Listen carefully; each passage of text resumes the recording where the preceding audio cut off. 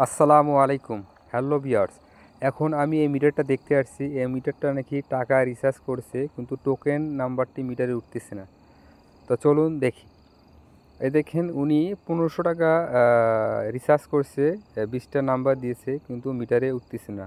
এখন আমরা sequence check করবো, সিকোয়েন্স কত আছে। সিকোয়েন্স দেখতে হলে 889 ইন্টার প্রেস করে দেখেন, এখানে 8 দেখাচ্ছে, মিটারে 8 আছে। এখন আমরা টোকেনের যে নাম্বার আছে সেটা সিকোয়েন্স দেখবো কত আছে।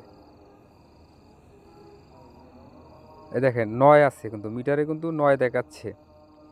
8-এর পর কিন্তু 9 হয়, কিন্তু এটা নেওয়ার কথা, কিন্তু নিচ্ছে না। এখন এটা কী সমস্যার কারণে নিচ্ছে না। তো আমরা এখন নাম্বারটা তারপরেও মিটারে উঠিয়ে দেখি যে আসলে কী সমস্যার কারণে মিটারে নাম্বার উঠতেছে না।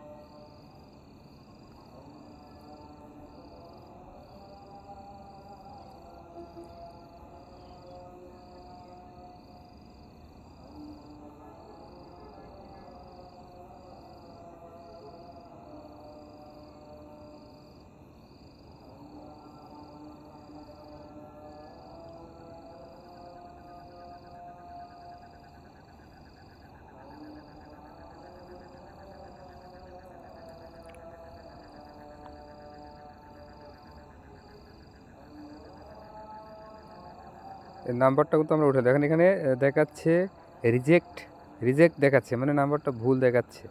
কিন্তু মিটারে সিকোয়েন্স আছে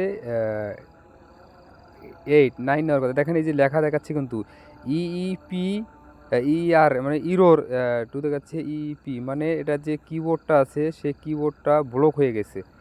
এখানে ব্লক হওয়ার কারণে কিন্তু টোকেনটা আর নিচ্ছে না। এখানে দেখেন মিটারে দেখেন কত পিঁপড়া, এই দেখেন পিঁপড়া ঢুকে আপনার যে এই যে কিবোর্ডটা আছে, এটা হচ্ছে কিবোর্ড, এই কিবোর্ডটা ব্লক করে ফেলেছে।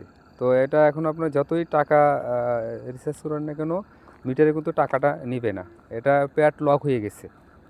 এই প্যাড লকের কারণে মিটারে টাকা উঠবে না। তো এটা আপনারা খেয়াল করবেন।